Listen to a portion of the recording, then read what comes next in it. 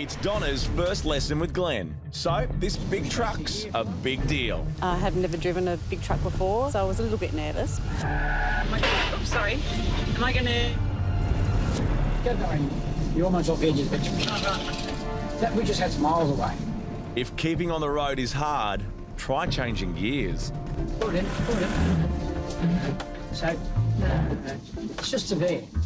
There was quite a bit of crunching. Not to mention the odd pedestrian. Oh, that's reverse. I actually was trying to put it into reverse and not into second. If it's not going in, don't bang it harder. Just push it forward more. With Donna growing in confidence, she's starting to put the pedal to the metal. Watch your speed. 60. And wide, go wide, go wide, go wide, go wide. Ooh, you missed that curve by millimetres. Watch the curve, watch the curve. Watch the curve. I had to remind Donna that she's not driving her little sports car.